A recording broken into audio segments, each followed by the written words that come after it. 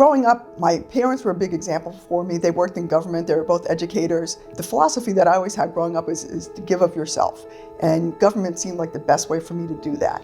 My grandmother was such a pivotal person in my life, and I love her career path. She was widowed during the Depression. She had 2 young girls. She put them through college. She began working at ABC for Alfred Driscoll, and she was a switchboard operator there. Did her job so well that he ended up bringing her to the governor's office once he came here, and she became the first private switchboard operator for the governor. And she stayed on for 2 more governors.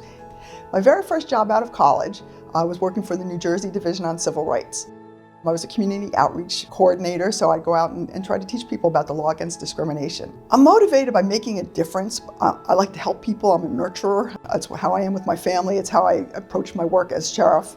I think my biggest accomplishment when I was sheriff was really implementing all of the community service programs that we have. And it really made the experience of being sheriff so worthwhile because we were making a difference in people's lives.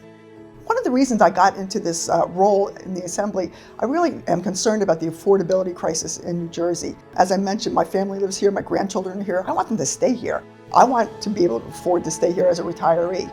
So I think that's a situation that families all across the state are facing. They're concerned about their taxes. They're concerned about whether they'll be able to stay here, whether they'll be able to make ends meet.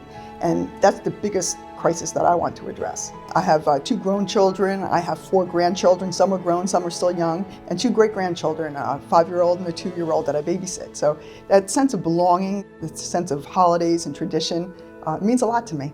My family was a little bit surprised that I became an Assemblywoman. My goal was to retire and stay home and babysit, actually, but they're very supportive and they're very excited for me to have this new opportunity.